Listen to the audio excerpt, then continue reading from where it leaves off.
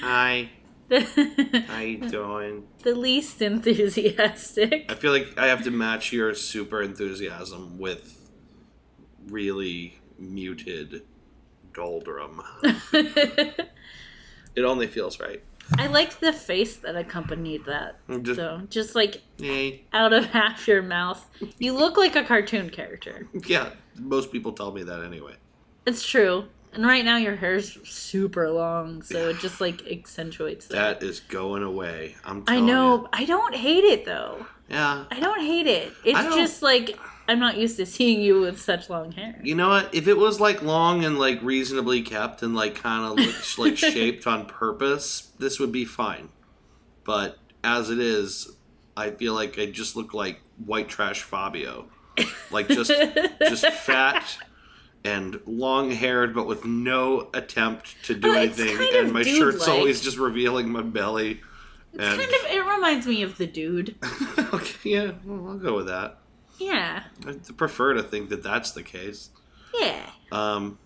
Anyway. I mean, if it makes you feel better, my hair is really long, too. It is very long. It's very long. I'm thinking probably just in time for hockey playoffs, I'll end up cutting off all my hair and my beard.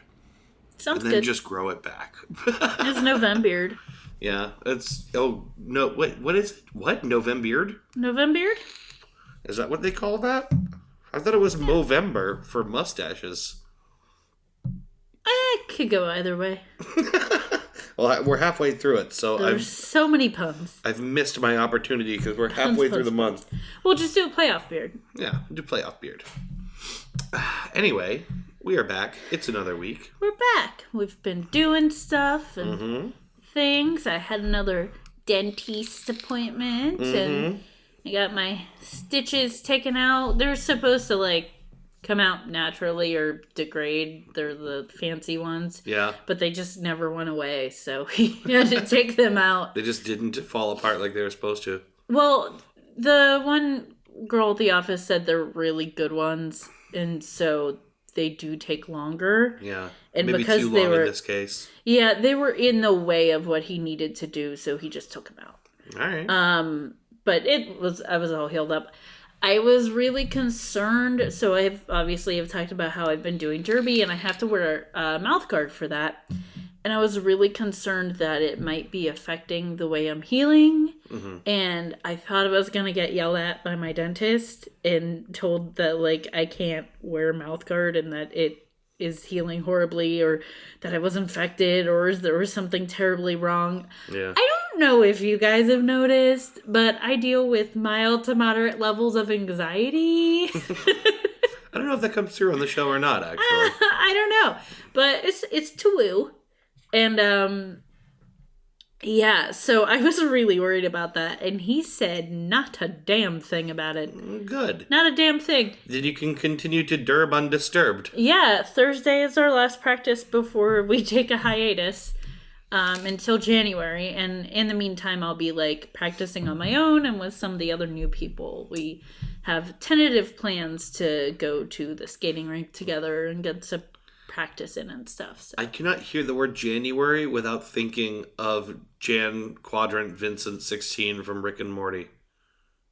Do you remember this? Yeah. Where he says, so. This January, get ready to Michael down your Vincents. Oh, jeez. It's like the dumbest joke. I seriously can't hear the word January anymore. I'm spoiled for life by the TV I like.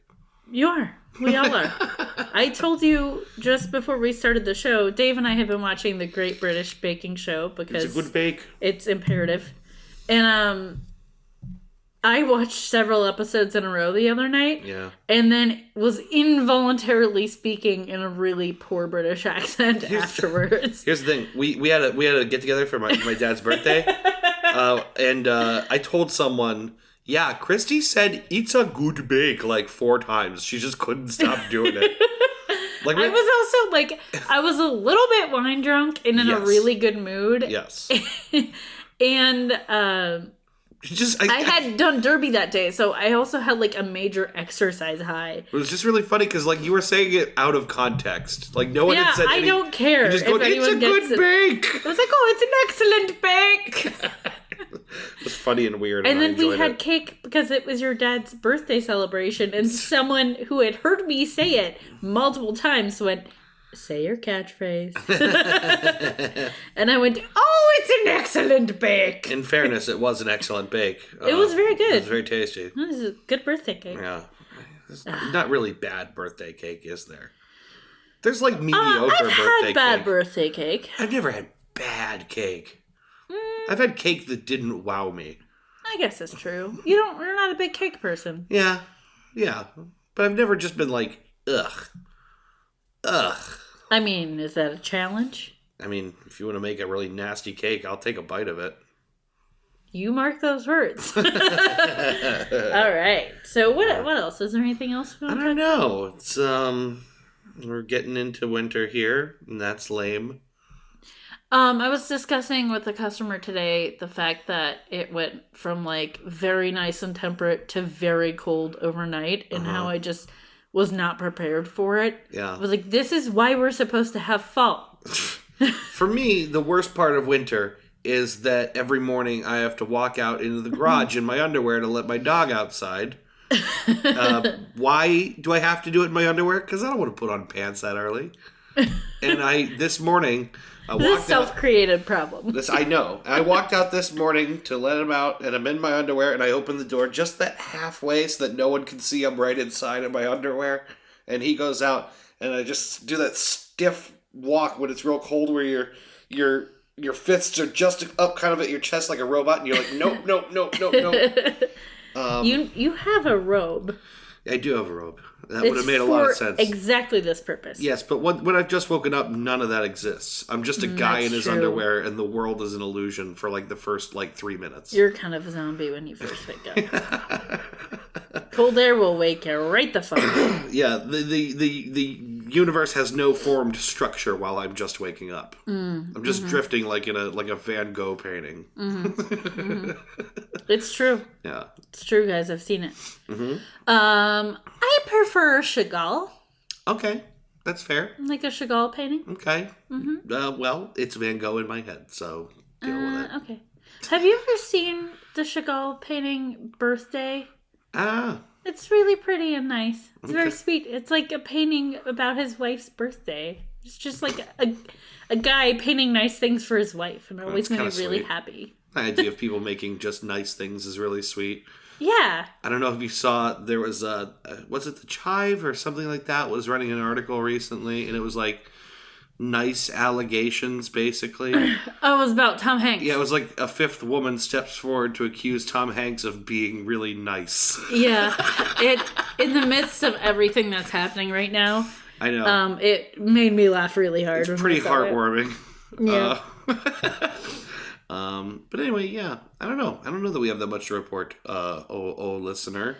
I think that's pretty good. That's all right. It's all right. So perhaps it's time to roll right along here and into our news quiz. I got some news. Get the news quiz. Yes, a very exciting and fun portion of our show where we go through 2 false stories and 1 true story. I will present them to Christy, and she will have to guess which of the stories is an actual story.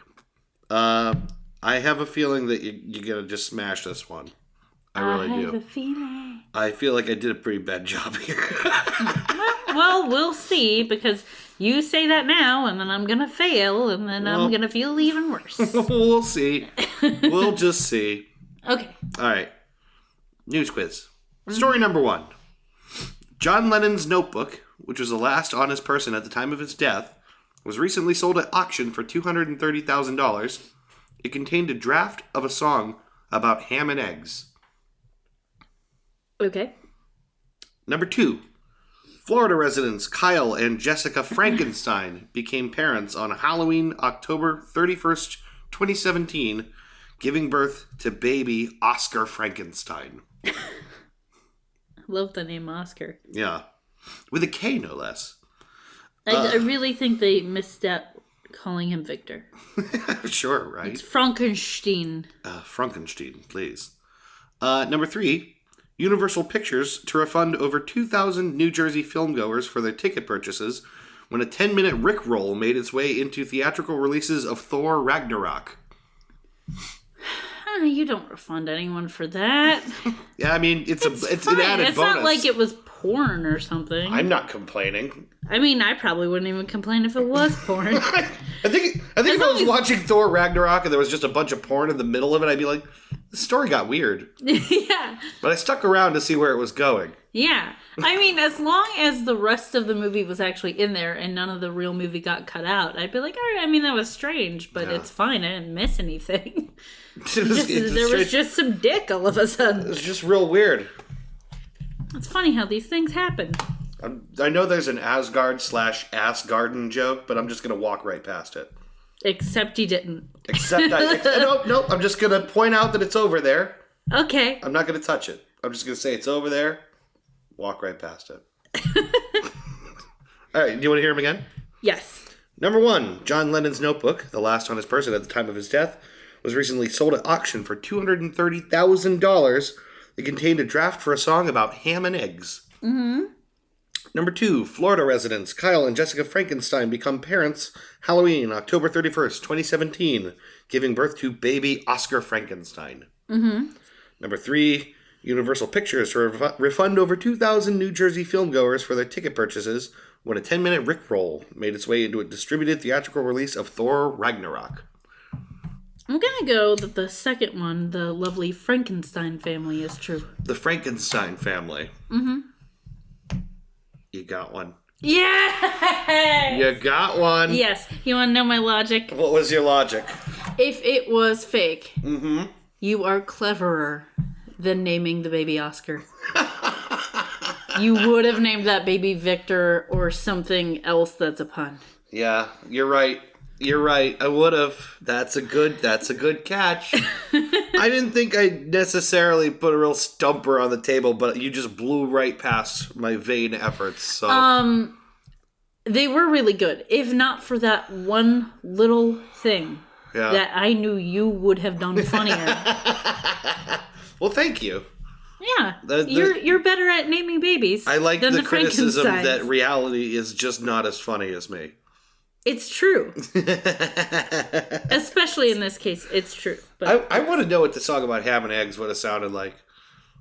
Maybe similar to the vegetable song by the Beach Boys. Yeah. Which is one of my favorite things. I'm gonna chow down my ham and eggs. Yeah. If you brought a big brown bag of them home, I'd jump up and down and hope you toss me some ham and eggs. Anyway, guys, so congratulations! Yay! Yeah, you got one on the board. You guys can't tell, but I'm doing a little happy. Doing a little wiggle, doing a little worm snaps. Wiggle. I got America blanket on, so I'm just like burritoed, and then. Have we ever said what America blanket is? Yes, we have. Okay. Well, okay. It's so just a big blanket with a bald eagle on it. Yeah, and a flag. And it says "God bless America." Does it? It does. Oh, I forgot about that. In giant letters. Forgot that I actually it's half the blanket. America. I discovered and recently revealed to Dave that if I'm on the couch with America blanket on, the dog is very confused. Yeah. It seems it's like a cloaking device. He doesn't know that anything exists under America blanket. Right. Well, he knows that part of you exists under the blanket. Yeah, but I think because it's really thick, he gets weirded out. Like, he's not sure where the couch is when the blanket is on the couch. Like, it's like the couch disappears. Like, he doesn't want to get up on the blanket for fear of falling through into the nether world. He gets real hesitant. So I have to pull the blanket up so he could see that the couch exists. It's still there. And then he jumps up. It's real cute. He's a dummy. So anyway, yeah, congratulations. Yay! You done good. You done very good. I done it. You had done did it. Why don't we crack a celebratory really old beer? Yeah, so shout out to our friends Adam and Brittany, who we went to visit, what was that, July? Well, we purchased this July 30th. It's written on the can from Forked Creek Brewery. And we never drank it. We never drank it. Adding to the hilarity of this is that the beer in particular we bought is Christmas at the Crick. Yeah. Bought in July. Yeah. And being drank almost to the next Christmas. So, I don't know what's we're going to try it now. It might be horrible. Would you like to just squeeze the can and give me your initial impressions? Squeeze the can? Squeeze the can. Feels like a can. Yep. It doesn't feel distorted or anything. It doesn't feel like... It also doesn't feel that pressurized. It's true. It feels like we might be about to drink a really flat year-old Christmas beer. Yeah, it's possible, but if my memory serves, this was a dark beer. Yes. So if anything is going to age okay, it would be this. It's 9.6% alcohol by volume, so... yeah, I remember it being strong but very delicious. So I'm excited and nervous to try it because it might be very underwhelming. At the time, you and I both chose a beer, I think. And I think this was the one I chose. And I forget which one you chose, but I want to say it was also like a porter of some kind. It might have actually been that... No, I don't think it was. I was going to say it might have been that one by another brewery, but I don't think they put those in their cans. I the can't one that remember. was like a peanut butter porter or something kind of coconut, if memory serves. Coconut porter. But I don't think we brought that home. I think we brought home something else. I don't know. I do tend to like porters. Yeah, let's crack this open. Let's let the microphone capture this sound. Yeah, there's nothing there. That is flat. That was such a weak sound. That's really underwhelming. Okay, finish it. All right. Yeah, listen to that no fizz happening in there. Yeah. Okay, have a sip. All right, first sip. Going down the hatch, let's see. Still smells like beer. Even good beer, I dare say. Yeah, so this came from a brewery called Forked Creek. It's spelled 4KD, right? Yes, 4KD. It's Creek. good. Is it? It's still good. It's at 4KD Creek Brewery. It's in a little town called Defiance, Ohio, which is where I went to college and met my very best friend, Adam. And later, his lovely wife, Brittany. And we went in for a visit and decided to have some lunch at this brewery because after I moved away, they got a brewery. Yeah. And a good one. Yeah, the food is excellent. They have like games and stuff you could play. They're really cool people there. Yeah. Brittany is a potter and she made these beautiful mugs. There was another potter that made some too, but possibly the coolest thing about the place is that for being a sustainer, you can get a mug with your number on it that hangs on the ceiling. Yeah, they keep it there and then you can go and you get like a certain percentage off or something. Yeah, like you pay less for your beer and stuff. So in perpetuity, which is wild. It's a great idea, and she got to make a bunch of mugs for that, which is really cool. All right, let me stop talking. Have a sip of that. Taste that bad boy. Well, it smells really good. It still tastes very good.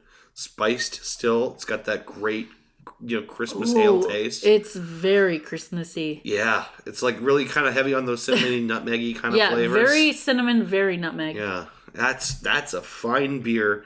6 months after we purchased it, at which point it was already probably 6 months old. Yeah, that's not bad. Nope. That's way better than I thought it was going to be. I am pleasantly surprised. Yeah. Christmas at the Crick, you're all right, guy. You know what I'm talking about? So go ahead and go to that brewery, buy that beer, forget about it. Buy a beer, drink it later. It's have fine. it canned, and then just forget about it for half a year. Oh yeah, this was also in one of the little. This is in a can that they seal up for you. Yeah, they can them. They can them It was in a crowler, as they call it. Yeah. Which Dave and I are always fascinated by the process of the crowler. Honestly, you want to watch one of the coolest how things are made kind of videos you'll ever watch? There's a video on YouTube. You can see the invention of the aluminum can and all of the different considerations that had to go into it. Honestly, it's stupefying. All these look like the shapes, the way that it's curved at the top and the bottom, and the crimp around everything is purposeful. It's super cool. Really, it's a feat of engineering. I'll have to look into that. I'll have to watch that. Maybe a mini goose chase for another episode. Maybe. A little mini segment or something. Yeah. Speaking of mini segments, there were a couple things I was thinking of doing today, and I kind of switched gears a little bit because I realized one of them is way too big and it needs to just be its own fucking topic because it's really strange. So I didn't want to talk about it here. But another idea kind of fell in my lap. I've mentioned several times that I'm in a bunch of Facebook groups, and some of my favorites are podcast fan groups, and one of them is an offshoot of the My Favorite Murder fan group. Yeah. And it's a theme. It's a themed group, but the biggest thing we all have in common is that we're fans of true crime. And so we'll talk about kind of anything in there because it's a pretty supportive environment, but a lot of times we'll ask for advice or talk about true crime or, hey, here's something going on near me that's real crazy. And because we are all a very similar type of person in that we're fascinated by at least one of the same things of crime, we all kind of have this mindset of like wanting to solve a crime. So today a few examples came up and I wanted to talk about them because they were really like just kind of sweet. Okay. Someone earlier today posted that she went to work and parked in her company's parking garage. And I believe she's in Texas. And realized, well, she had noticed multiple times because she always parks in the same place. Mm-hmm. Up on the 7th floor of the parking garage. Like, not as many people park there. Mm-hmm. That the same car had been there for several consecutive days. And because she was curious and wondering if this person was just parking in the exact same place every day or if the car had been abandoned or something, she took a Post-it note and wrote a date on it and stuck it on one of the back tires as a little test to be like, all right, if it's still there, the next time I see it, then it hasn't moved. Yeah. And it was still there when she went to work. So she shared this in the group and was like, I just wonder what's going on. Like, should I do something? And could it be a murder? Yeah, like, was someone kidnapped? Like, what's happening? Yeah. So everyone had these theories and suggestions, and it was really funny. And later she commented and was like, oh, yeah, it just turns out the CEO's neighbor was in an area that he had the hurricanes. Yeah. Happened and he had to relocate. So he had parked his car there to get it out of danger of flooding and stuff. Makes sense. And now he's moving. So he just hasn't gone and gotten his car yet because they're, in the middle of doing a bunch of stuff. Okay. So she's like, it wasn't as good as all the stories we made up. Reality sometimes is just straight boring. Right. And then another one, someone reached out on the group, was like, guys, I haven't seen my neighbor or her dog out in a couple days. I'm wondering what I should do. And there was a lot of good sound advice there of like, hey, maybe find another neighbor who's also concerned and go check on her or call the police to do a wellness check or, stuff like that. Yeah. But in the comments, someone posted and said, were any of you guys in the original My Favorite Murder fan group, like the main group, when Find Jim was going on? Oh, God. And a lot of us weren't, and we were like, wait, who's Jim? And what happened to him? Yeah. We have to know all the details. Yeah. So it turns out that someone posted a similar thing. It was actually the poster's, boss's neighbor had not been around for a while, and she was getting very concerned. And so the poster mentions it in the group, and a bunch of people gave, kind of suggestions of, this is what your boss should do. Well, it turned out that, and it became a thing, people were hashtagging, hashtag Find Jim. I think someone made t-shirts. Oh my God. It got real weird. Oh my God. It turns out Jim went to Florida. And a family member was watching his house. Dude. We so badly want to solve a crime. Yeah, what is it about us that makes us so desperately want the saucier, more, Well, I think part of it is not even necessarily that. I mean, I kind of thought it was all a little heartwarming. A lot of it was, genuine concern. Uh-huh. Of, I have noticed this person hasn't been here. I'm getting a little worried. From people who are also true crime minded and pretty aware of their surroundings. what do you think I should do? Like, should I, like, interrupt this person's life, possibly, and check in on them? Should I alert authorities and get them to check in? Like, how should I handle this? Because we've become a society where we don't really bother people anymore. We aren't necessarily as close with our neighbors, depending on where you live. If you live in the city, you don't always know your neighbors, even if you live very closely to them. So it's kind of heartwarming that people are still aware of things going on and like, all right, is everything okay? Yeah. But yeah, the like mystery train gets the best of us in our imaginations, and we all are like, well, maybe this happened, maybe that happened, and maybe you should do this. I actually feel like it's a common trope too. Like, if you think about it, I feel like there's been an awful lot of movies and sitcoms and things dedicated to the neighbors are going to crack a case that isn't really much of anything. It's such a part of our nature that it's become a trope. Right. This is what we do. I mean, we all know Reddit has occasionally solved a crime or two, you know? Yeah. And that's the spirit of that is very much alive in these groups. And it cracks me up. I just find it so cute and funny. Like, yeah. It's sweet. Jim was just in Florida. And for the record, Jim was informed of this entire conspiracy theory, and conversation happening in a thread, totally unbeknownst to him. And the fact that, like, t-shirts are made, he was told about it and was very amused by the whole thing. Sure. So it was like... Or Jim. Not really at his expense. That person commented about, did you guys hear about Jim? And everyone was just like, do tell. I must know. Yeah, right.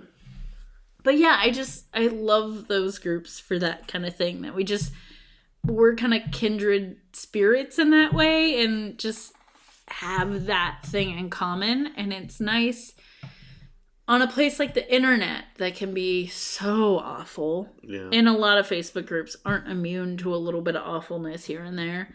It's nice to be in a couple with kindred spirits that typically it's sheltered from the rest of the shitty stuff that is occurring. Yeah. And I can go on there and just like rant for a little bit and know I have like sympathetic people on the other side of the interwebs. And I've got a couple groups I'm in like that. And it's just real nice to have a safe haven. Just find a little safe haven, even if it's a little place on the internet. Yeah. Where no one you actually know in real life goes. Yeah. Sometimes that's all you need. Yeah. But I thought it was funny and cute, and I wanted to share it. It is born out of this really sweet instinct to do good. Yeah. You know? Like, it's really not that silly. It's a fascination with the darker aspects of life and a kind of sweet positivity of, like, wanting to help the people around you. Yeah. It's great. Not bad. Actually, you having said that, I kind of want to look through sometimes and see, look through the history of the times Reddit solved something, because there are a few noteworthy ones, and I would love to dig them up in the museum of Reddit and have a look. Yeah, maybe we'll do an episode about that one day. That would be a lot of fun. Yeah, I think it would. But for now, we're going to take a little break. And when we come back, we're going to talk about the main topic for this episode. Yeah, and I'm going to drink all of this 6-month-old beer. Seriously, do it, because if you don't, I'm going to drink it all. Nah, we'll share it. Okay. All right, we'll be right back in just a bit.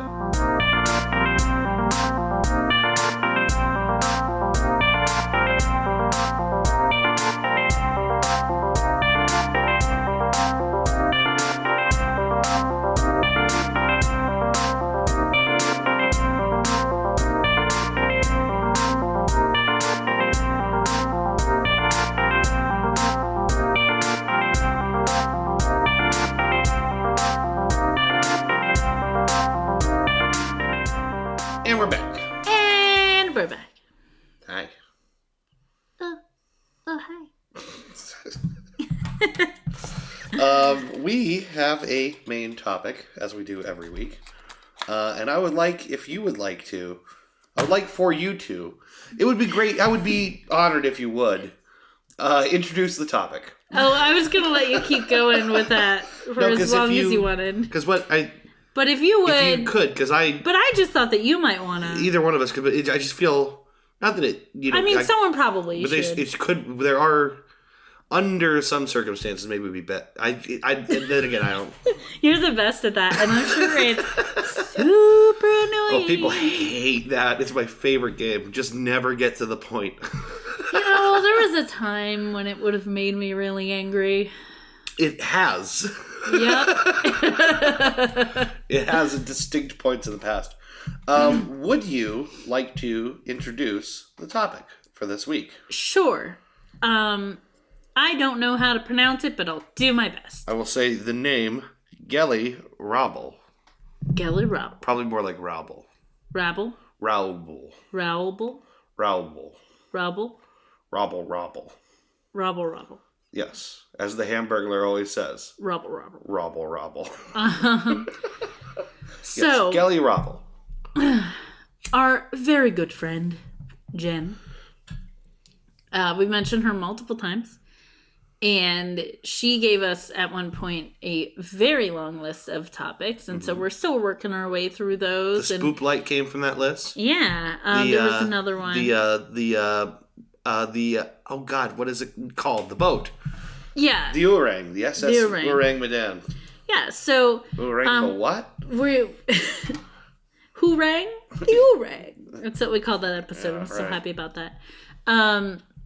So we've been trying to keep up on, like, if people send us a suggestion to get to it pretty quickly. And since she sent us so many, we're slowly working down the list. Yeah. And this one came from her. Geli Raubel. Raubel. I know very little about her. I know there's something about Hitler, which was the working title for something about Mary. That would be a terrible working title. From the people who brought you, there's something about Mary. He's about to find out that being Führer isn't all it's cracked up to be. For the people who brought you Springtime for Hitler. Mm-hmm. Something about Hitler. Wherein Hitler just a little up romp. With jizz in his hair, I guess. I don't know. Who hasn't?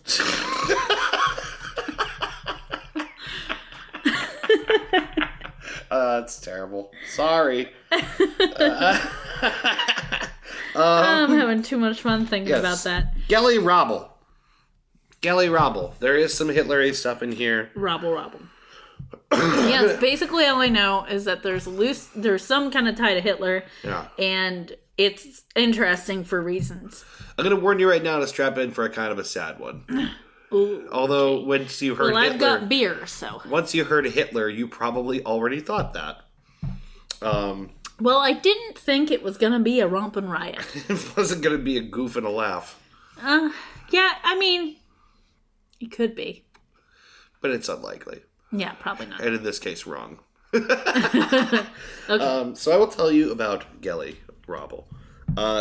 She is, or was, the half-niece of Adolf Hitler.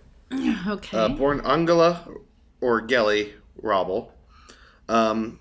She was, his ward, basically. She lived with him from the years of 1925 to 1931. Poor parenting choice. Well, at this point, Hitler isn't exactly Hitler yet, or at least the world doesn't know. You know what I'm saying? This is 25 to 31. I mean, didn't the family of Hitler know? Weren't they like... I don't think so. Adolf. Something weird about him. Yeah, well, I'm sure people thought there was something... I know people thought there was something weird about him. Mm-hmm. But still, all menace aside, I think it, by the general public and probably by his own family, he was probably considered maybe an asshole, but that's about it, right? Yeah. This is, again, 1925 to 1931 is during his early political career, and her late adolescence and into early adulthood. There has been a lot of speculation about her as a person. And about her character, and a lot of mythology built around her. The source that I'm going to cite so heavily here, and I'll get into that in a minute,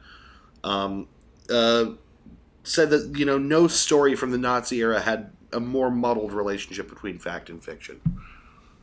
She in particular, and her her relationship to her uncle and her sort of what she was all about, all of it is so lost in legend that it still endures to this day. I know you had a hard time kind of weeding through exactly how to go about this and how to talk about it and what details to share and what not to share, because it's pretty dense. It's pretty dense, and also I think that the order of the telling here really helps you appreciate sort of, I guess, the dichotomy between the fact and the fiction, and appreciating what really went on, against the perception of it. So, anyways, it's worth saying basically she was the eldest daughter of Hitler's half sister, who was also Geli Raubel.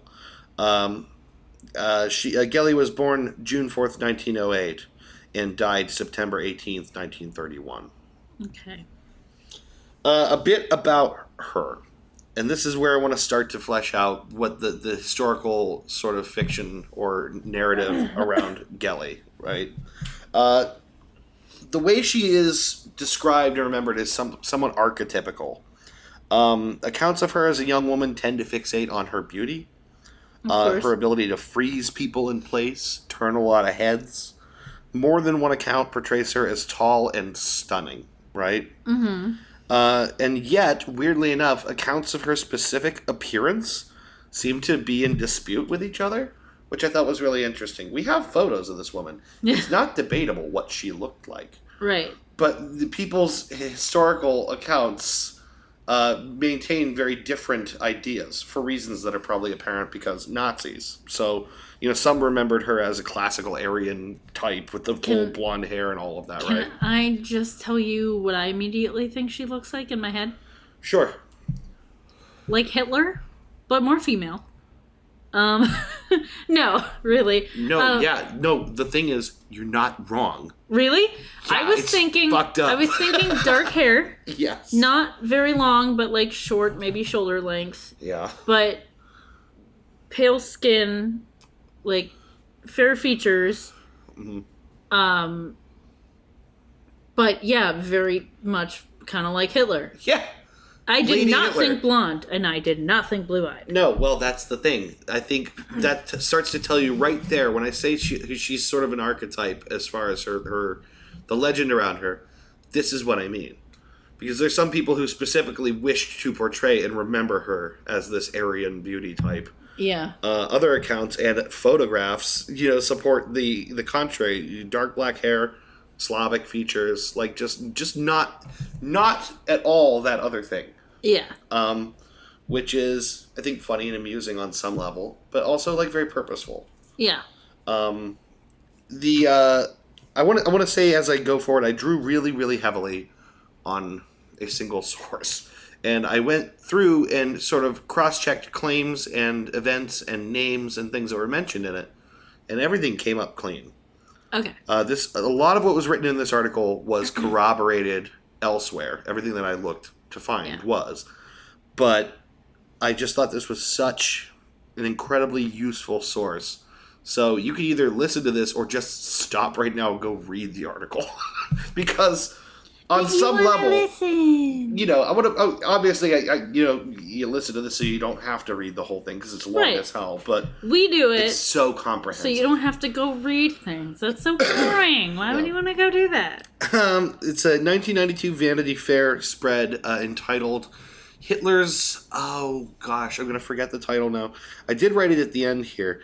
It was entitled Hitler's Doomed Angel. Is that right? Hitler's Doomed Angel. Ooh. Really kind of a sad title, and it's very reflective, I think, of reality. But this article, again, 92, very, very descriptive. There was, it opens with a description, honestly, of one of the last living people at the time who actually had ever met Geli Raubel, right? Okay. Who described her by saying that this woman was walking down the street and she heard her singing. Mm-hmm. And she saw her and stopped dead. And she said she was so tall and beautiful that she just stared at her and said nothing. And that Geli then said, "Are you frightened of me?" And this woman said, "No, I was just admiring you." right? It's like a kind of a great anecdote, but it's part of this whole thing that is told about her, posthumously. This mesmerizing quality is so often attributed to her that I think it's kind of impossible not to be a little suspicious of it, actually. Yeah. Um, I mean, we all know there are people who are very charismatic and who do walk into a room and command a room. Yeah. And obviously, Hitler had that thing. Yeah.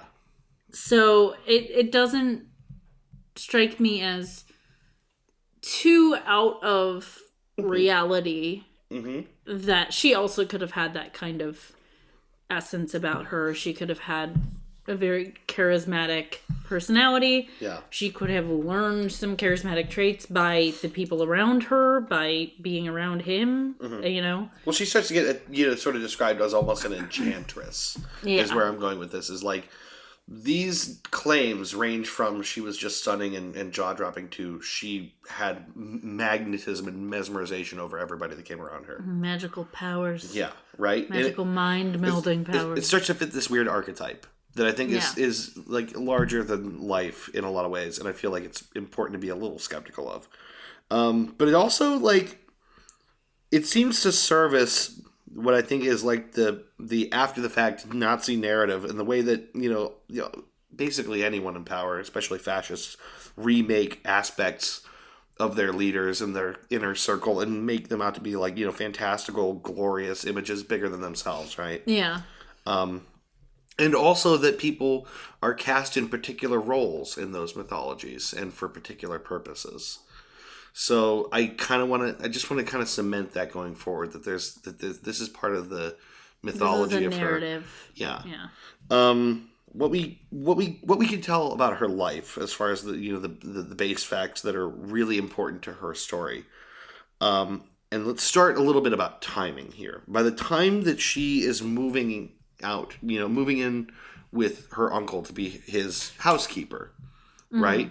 It's 1925. So she's 25? No, at 1925 she is 17 years old. Okay. And importantly, in Hitler's life, this is the time just after he's released from prison. So in 1920, he starts working full-time for the German Workers' Party. A year later, he's the leader of the Nazi Party. By 1924, he's on trial for treason. He's supposed to go away for 5 years. He gets out in 9 months. The first part of Mein Kampf is published right after this. So this is a really ambitious and highly active time period for him, but it's still in his early career. He has a pretty developed political apparatus around him.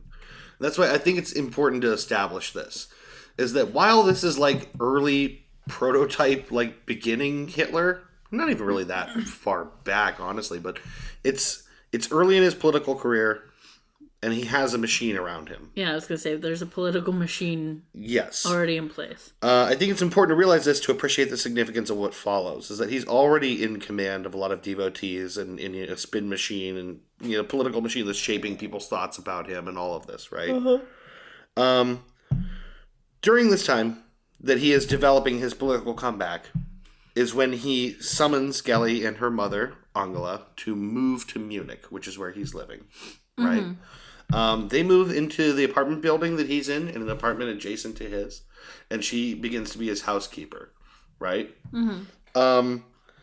As he becomes wealthier and more powerful, even within like the next year, he purchases a nicer apartment, and sends her mother off for duty at his mountain retreat, and then has her move in with him in an apartment where they each have their own bedroom.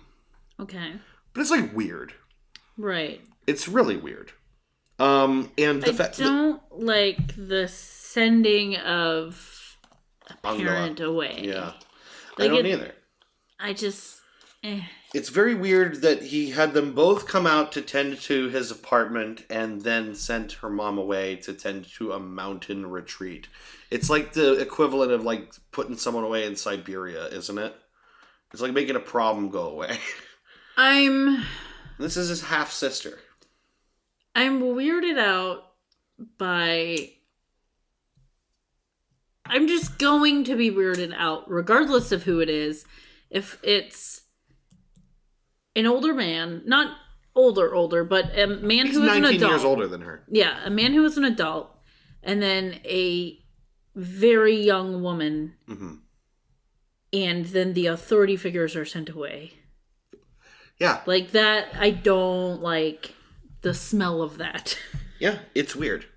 It's weird. And it's, you know, the descriptions of him and his niece are all very, it's described as a very patriarchal relationship. Mm-hmm. And he dotes on her.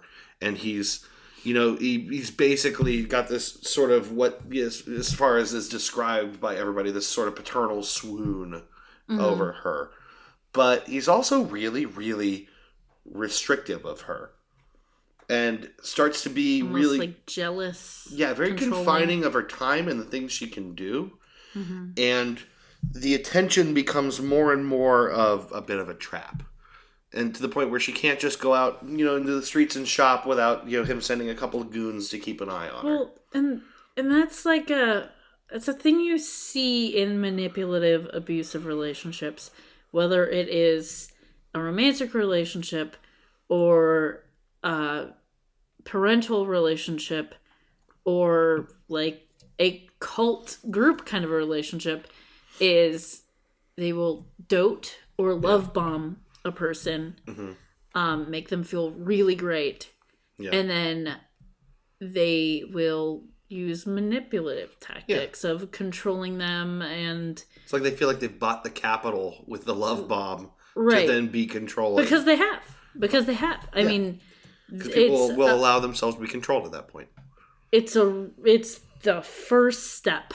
Yeah. It's the first thing you do, is make someone feel like they are amazing and buy their trust. And then you pick them apart. Yeah. Because when you do that, it makes them feel like, okay, well, I was super amazing and everything was great, and now I'm not. I must be doing something wrong. Yeah. And so I trust this person and they really care about me. I have to do what they tell me to do. I have to do things the right way to fix it and to repair this relationship that's really important to me. Yeah. It's definitely a trap. Yeah. And for her, it's clearly a trap. And she sort of longs to, you know, do other things and, you know, to go other places. And she's a young woman. Yeah. I mean, the time that we reach the sort of end of this part of her story, it's like 1931. So basically 6 years worth of increasing reliance on him and control and, you know, restraint. You know what I'm saying? Mm-hmm. She's hovered over. She can't go in public. She's controlled. Her mother had told an interrogator at some point down the line that she had plans to get married and to leave. That her daughter did? Oh, yeah, yes. That's what I mean to say. That Angela had said that Geli had plans to marry and leave. Mm-hmm. And it's reported that increasingly Geli and Adolph argue and fight over this short window where she's planning to do this. And the apparatus of control gets tighter and tighter, and they reach a point where their relationship is very, very strained. Mm-hmm. Then, on September 18th, 1931, after what is reported to be, you know, a big argument, Hitler leaves the apartment for Nuremberg for a meeting, and reportedly as well has denied Geli permission to leave for Vienna, right? The next day, he's called back to Munich because she's been found shot through the lung with his pistol found beside her. It is ruled to be a suicide. Mm. The very next day. Yeah. He's recalled. Could presumably have happened that night, but the next day he's called back. Yeah. So that's the facts on paper, right? That's the stuff that we know. That's, you know, some of that it would be in dispute by some people, but that's the stuff that is for the most part known, a right? known quantity. But From here is where the story gets weird and worse. Mm-hmm. That's already shitty. It's already bad. It's already bad. It gets a lot worse. Strap in, folks. Yeah, strap in for this. It's gonna be a depressing ride. It's gonna be depressing. I mean, if you don't want to hear some really, really upsetting stuff, maybe skip this one. Yeah, legitimately, like, if hearing really sad shit is going to make you feel really shitty, maybe skip this part of the episode. There is some debate about the nature of the relationship that existed between them. Mm-hmm. I think one side of this debate has more than demonstrated its evidence.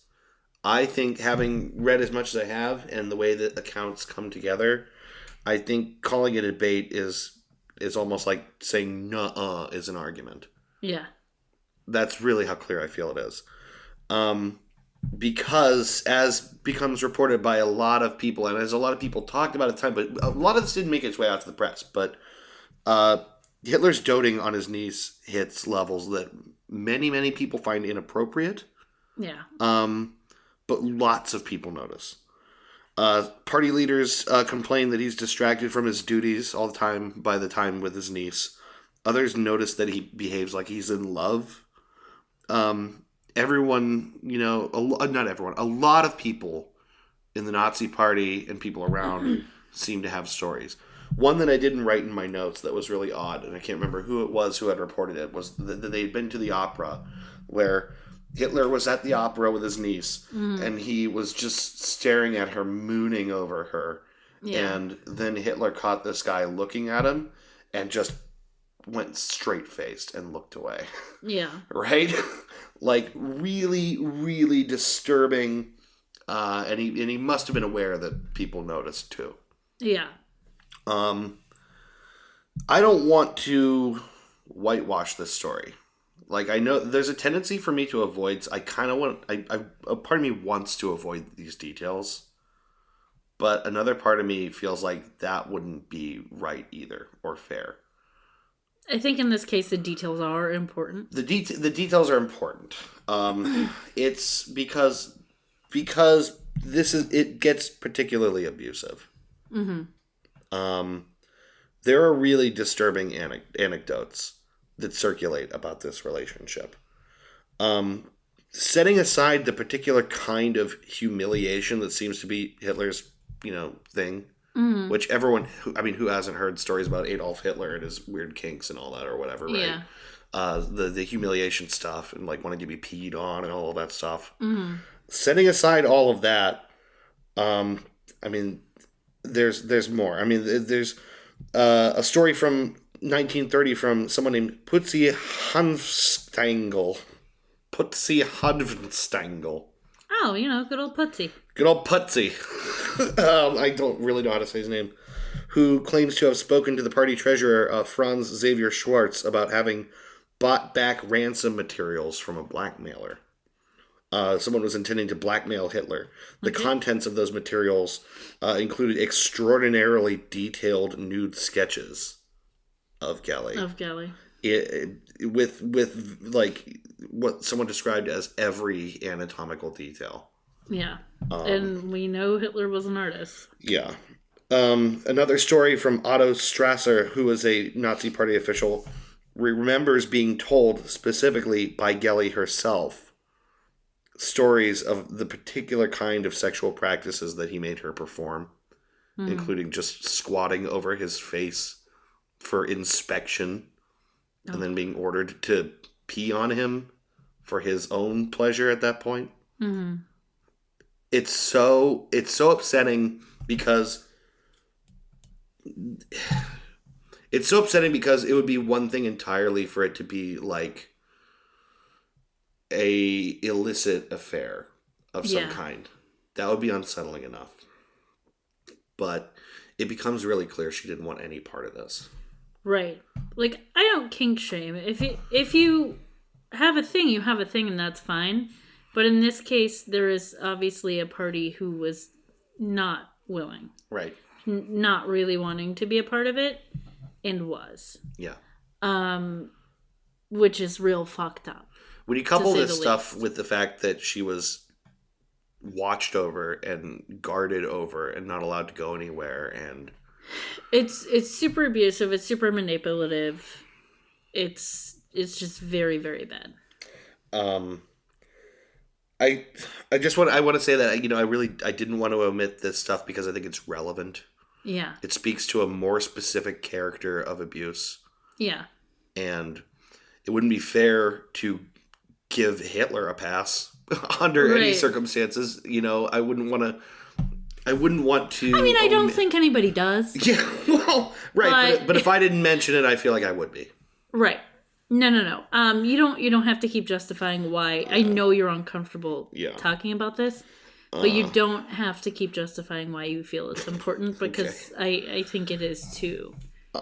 Yeah. But guys, just heads up, this is graphic stuff and it's very unsettling, and if that's something that's going to legitimately bother you, then... Well, at this point it's too late. I mean, we gave him a warning up top too, but this stuff is disturbing. Yeah.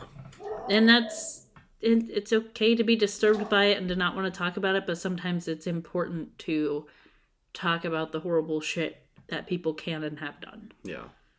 I guess I just wanted to mention, because this really does suggest a caged woman in an abusive relationship. Yeah. And there's so many related allegations, and they are all so consistent with each other. Mm-hmm. This is why I say I feel like one side has more than done its part. Right. In compiling a lot of compelling. So it's basically lots and lots and lots of accounts and other people going, but nah. Yeah. No, none of that is true. And a lot of this is consistent with other women, too, that became, part of... Every time, this is a time period right now we're going through where a lot of allegations have been coming out. And every time that happens, there's going to be a few people, at least, who are like, yeah, 20 women are saying the same thing, but nah. I know. So, I get that there are still naysayers in this, but I feel like you've chosen the accurate representation here. So this is where I'm going to take a slight, not a turn or anything, but veer into a particular line of conversation, which is that it's important to know that this teary confession that she gave to Otto Strasser that I just mentioned, of the horrible sexual things. He's not the only person she talked to. So she's trying to reach out, basically. There are at least 4 people that were mentioned in this article, right? I would be surprised if there weren't more, but there were at least 4 people who she spoke to in some proximity about her uncle. Mm-hmm. Everything from, like I said, a really serious confession to things like, oh, he's just absolutely horrible, but not saying why, right? Yeah. Sort of basically... She was in a really difficult position, and it seemed like she couldn't keep quiet about things. Well, it's something that makes me really sad, because it's something you do see in situations where someone is in an abusive relationship and are powerless or feel very powerless, mm-hmm. is that they're trying to get anyone to help them. Yeah. To understand the severity of the situation and do something because they can't. Yeah. Or they feel like they can't. Yeah. And in all likelihood, all the people that she talked to were people she just hoped were close enough that they might be able to do something. Right. And it seems like nobody could or did. Yeah. So basically, in short, I just wanted to say that it's not hard to see that this girl is both the object of affection and torture to her uncle. Mm-hmm. Simultaneously, both things, and also becoming a liability. Yeah. For someone who is rising to, the presidency, for someone who is trying to climb that high. Yeah. Well, he was a sadist, and she's starting to tell everyone around him what he's doing. So back to her death after she's found mm-hmm. dead. Local papers, including a local anti-Nazi paper, are quick to take issue with the way that it's handled. Mm-hmm. I thought this was really unsettling. She died on a Friday or Saturday morning, one of the mm-hmm. two, right? She is examined whisked out the back steps of the coroner, and buried before the Monday papers can go to press. The whole thing is so quick. The turnaround is so quick. Remembering that, Hitler would have arrived back in town on Saturday. Yeah. And she was in the ground before Monday. Yeah. He issues a bunch of highly defensive statements. His own party starts sort of propagating reasons that she might have killed herself. Did her mom even get to see her before she was... I would be highly surprised if she did. I mean, that's a thing that is disturbing for me, is that he was kind of a guardian for her, but he was not her parent. No. He sent her parent away. Yeah. And this happens, and he's making all the calls. Yeah. I mean, it was all... Well, he's not only in a guardian position, he's a very, very powerful man to begin with. Yep. So those kind of things just happen. Mm-hmm. I just feel like the way they handled it is so frantic that it begs belief. I can't imagine this happening today in this way and no one thinking it was suspicious. Right. I was going to say, this kind of stuff has happened today, but everybody does think it's suspicious when it does happen. Yeah. You hear stories of a crime happening and no autopsy being done and it being rolled an accident, and, later someone is wanting to exhume the corpse because it was a little too suspicious. Yeah. I mean, less than 48 hours and she was in the ground. I mean, it's so stunning to me. Among the denials that Hitler makes, in response to claims people are making, he claimed he was not fighting with her when he left. Mm-hmm. He claims he didn't oppose her leaving for Vienna, but he also said that she was never engaged and was, not planning to go off to be married. And he claimed that she was concerned about an upcoming vocal performance, and that was what was the source of her stress or anxiety or whatever. Everyone finds this weird. Everyone finds this suspicious. Yeah, I'm sorry. Depression and suicidal ideation works in weird ways. Yeah. I don't want to downplay that, but knowing, from our perspective, knowing what we know now about the situation, dealing with everything she's dealt with, it doesn't seem likely that stress over a vocal performance would make her commit suicide. Right. It just doesn't add up. It's actually even in conflict with some of the things his party is saying at the time. Yeah. This is where the thing hits for me, the crescendo, the peak of the story. Mm-hmm. And of course, this is a microcosm. That's the other thing about this story is this is one possible of many, many, many deaths that Hitler is known to be responsible for, right? Yeah. But it's a beginning. It's like an origin story. It's almost this super villainy kind of thing. It has this like literary level tragedy to it. Yeah. From the outset. Have you watched Jessica Jones? No, we watched like one episode, I think. Or no, we didn't. No, we didn't. I watched it by myself. I don't know if you did. I don't want to give spoilers for anyone or for you, but for no real reason, Hitler in this story and this kind of relationship is just drawing a parallel to me between Jessica Jones and a character usually regarded as the Purple Man in the comics.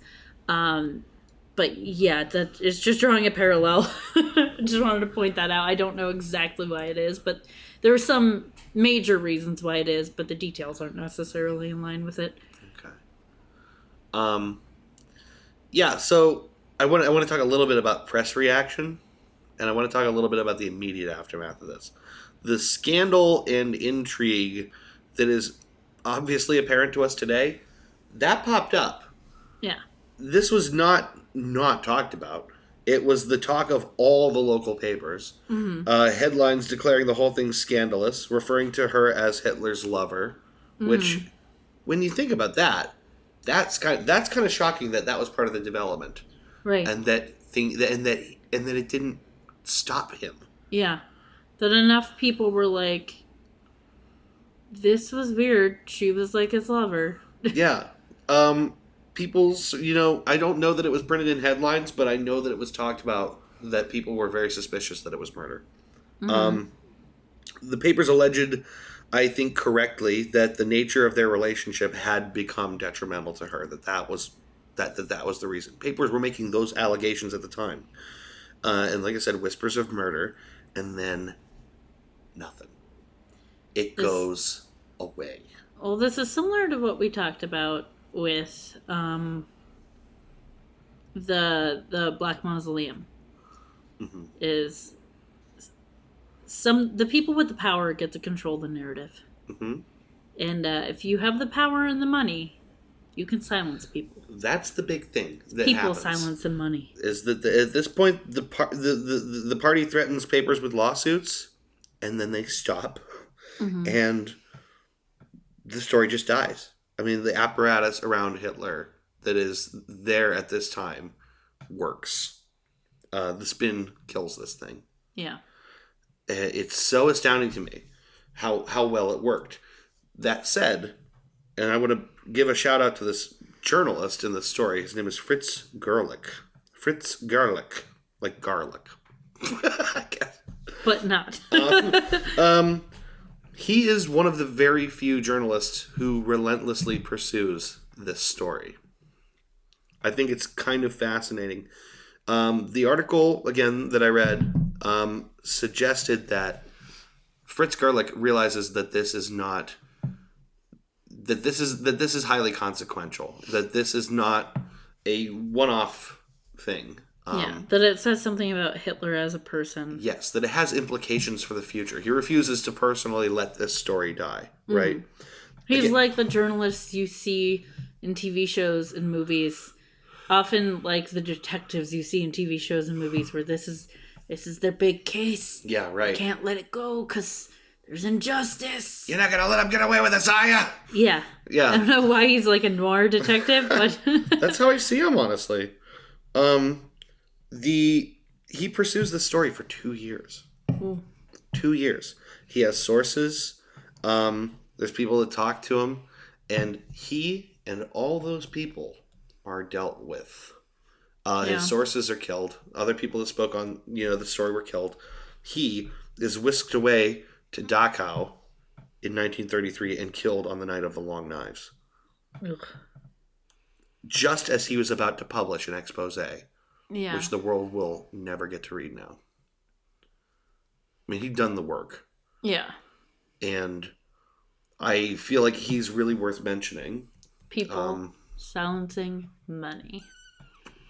It's really scary. And it speaks to also, I think, the value of the work that the press do and the passion in people like that to pursue something that they know is right. And this guy paid the price for it. And in fact, his bloody glasses were mailed to his family after the fact. In what I think... A warning. It's a very scary message. I think it's something we forget about a lot these days because so much of journalism is clickbait articles and listicles and BuzzFeed and journalism in quotes. Yeah, it seems cheapened and lessened, but there are still people out there who are passionate and are on the right side of things and do really try to do good journalism. And sometimes that ends badly. And I mean, still today, sometimes that ends really badly. But kudos to those people for being on the right side of things and being passionate and wanting to do the right thing and wanting to expose the people doing the wrong things. And so I guess this is bringing me towards my conclusion. I'm going to try to wrap this thing up. And it's tough because this is there's a lot of things to talk about here, I guess. I would say, again, I want to say, first of all, I would have nothing to talk about if it was not for the article that Ron Rosenbaum, and I wrote his name down, published in April 1992 in Vanity Fair, this Hitler's Doomed Angel article. There are all of these parts of the story exist in other places, but I don't think I could have found anything more comprehensive that did a better job of tying, stories, anecdotes, key players, all these concurrent events together.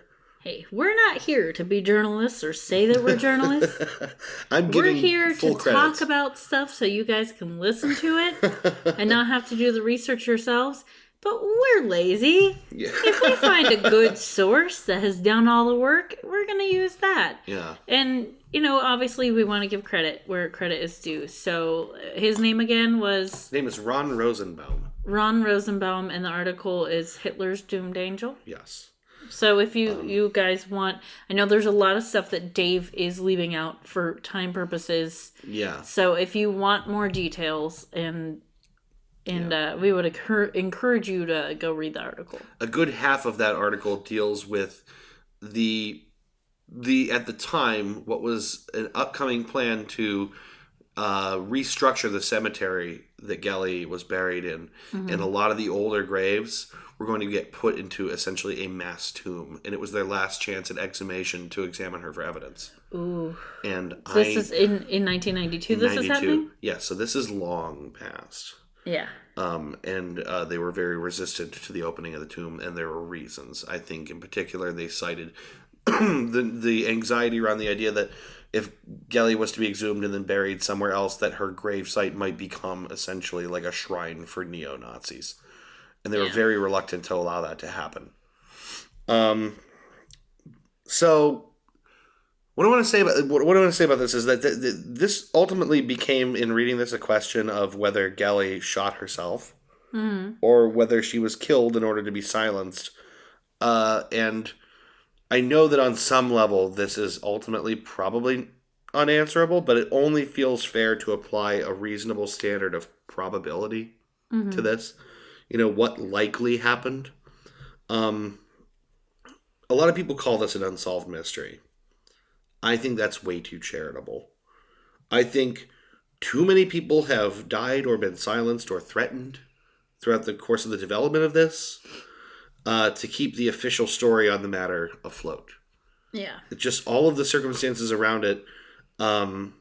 It just seems like it would be a disservice to Geli to treat this like anything other than a pretty obvious murder and cover-up. Well, and also statistically, let's talk about a couple things. Generally, if women are going to commit suicide, they most of the time don't use guns. Mm-hmm. They don't use guns. Yeah. They tend to do things like take pills. Yeah. Or do other things. Mm-hmm. Also, if you're going to take your own life with a gun, shooting yourself in the lung probably isn't the way you're going to do it. Yeah, right. It's painful. It's drawn out. It's not the way you want to go. Yeah, right. It's not the way most people would choose to do it if they're going to use a gun, I think. So, just logically and statistically, probably not likely. Yeah, I think the same. It's suspicious for a lot of reasons. That will be an additional one of them. Mm-hmm. I wanted to say, in researching this, I felt really, really horribly for this woman.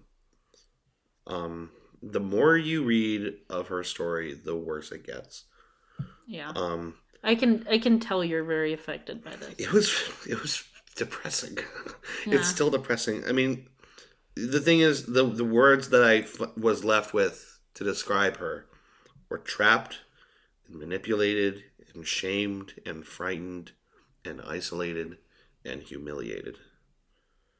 And I just think there aren't enough words for the kind of sadness of the life that she lived. Yeah.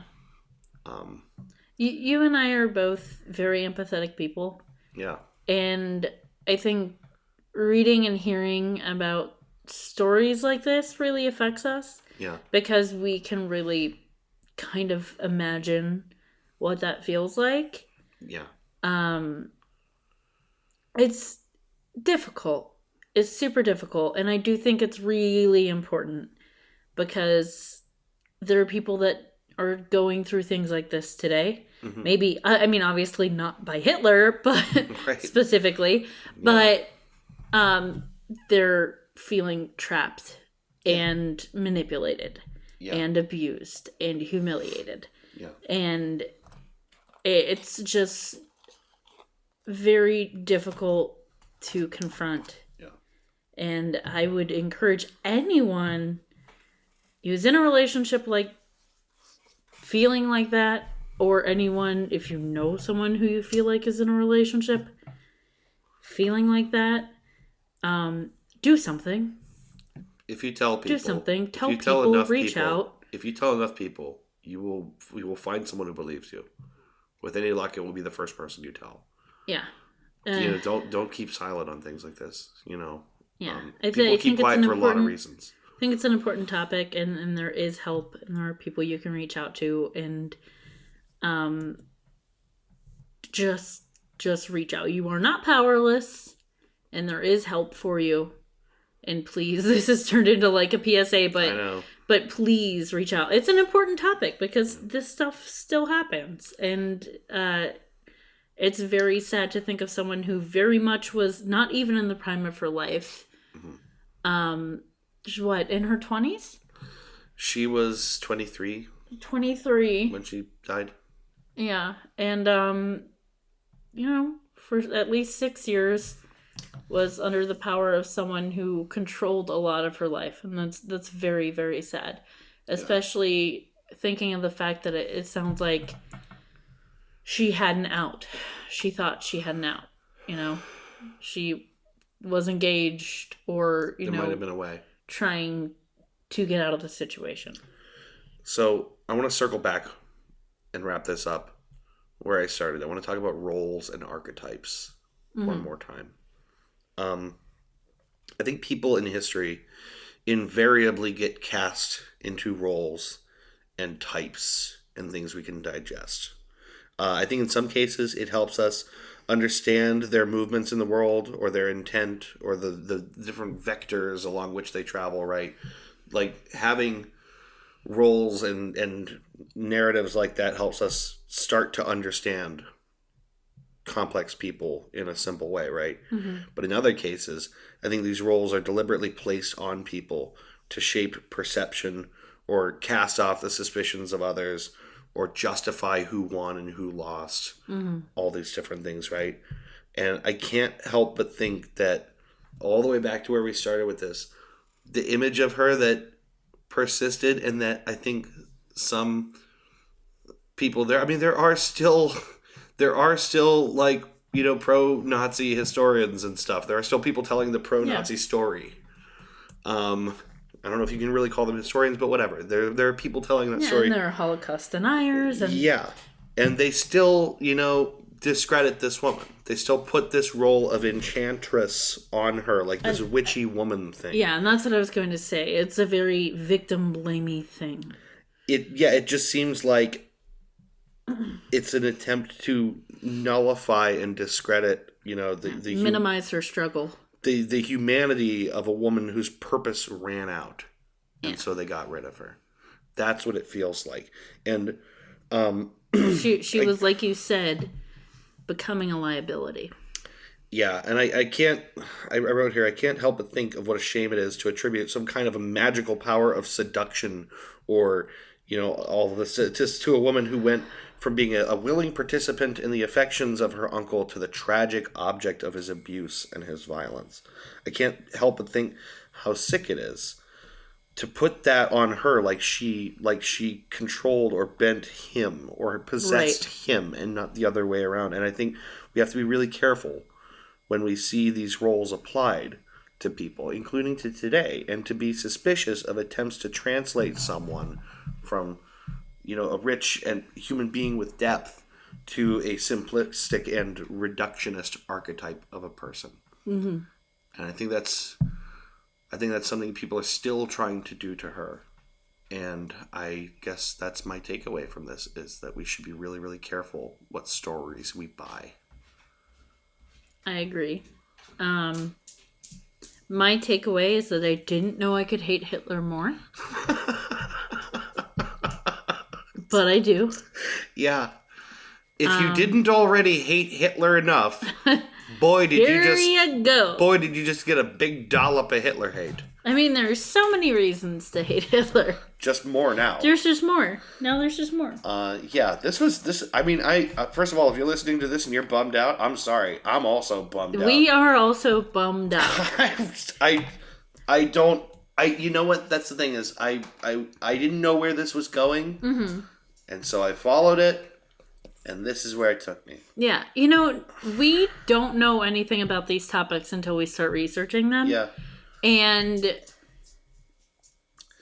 not every episode is going to be goofy and funny. And sometimes it's important to give things their due credence. Yeah. And this is one of those times, you know, we joke around where we can, but I do feel very strongly about this stuff. Yeah. This kind of abuse and manipulation and control is something that enrages me. It feels incredibly fucking timely. It's very timely. What are the odds? I mean, we didn't know this was going here. Yeah. It's very timely, and it's very important to talk about and to be very honest about. Yeah. So, not every episode is going to be a laugh riot. I think that's okay. Yeah, that's too. Perfectly fine. I want to say I'm glad we talked about this one. Yeah. I'm glad it was on the list. And it feels again, important. Jen, thanks for, wanting to know more about the topic. We didn't, without people giving us suggestions, we wouldn't have known about it. And I think it's important that we talk about this. Yeah. So I'm really glad that she brought it to our attention. Mm-hmm. Please, guys, if you have anything you want us to research for you, honestly, let us know. Even things you think you might know something about. Because as I am continuing to find, there's stuff under the hood. And we always find an angle. Yeah. We always find an angle. It's always something we didn't expect. There's always a story, because when you dig a little bit deeper, there's always something to find. Again, I want to give all the credit in the world to Ron Rosenbaum, right? Or is it Rod or Ron? Ron Rosenbaum. I want to give all the credit in the world to Ron Rosenbaum. Thank you for the comprehensive and well-written article. This is less my research and more just having the ability to appreciate the significance of what happened here and its implications for us today. Yeah. So this is a heavy episode, guys, but maybe next week we'll purposefully choose a topic that's a little bit lighter. But let's talk about bunnies. Let's talk about bunnies and how much they do it. Yeah, sex. Yeah. Next week, join us for bunnies. Yeah, let's not do that. But as always, thank you very much for listening. This has been a very depressing episode. Hey, you know what? Chase. We're in this together. Uh-huh. We're gonna sit in the grief for this episode, and then we'll move on. We'll carry on. It'll be okay. We'll live our lives. But sometimes life sucks. Sometimes shitty things happen to good people. Sometimes good things happen to bad people. And sometimes we have to fucking deal with this shit. So we're here dealing with it with you guys. So go out there and get an ice cream and have a real nice evening. And we'll see you next week with another episode of Goose Chase. Goose Chase. Now I want ice cream, Dan. Sorry. Bye-bye. Bye. You've been listening to Goose Chase. We are Goose Chase Podcast on Facebook and Twitter.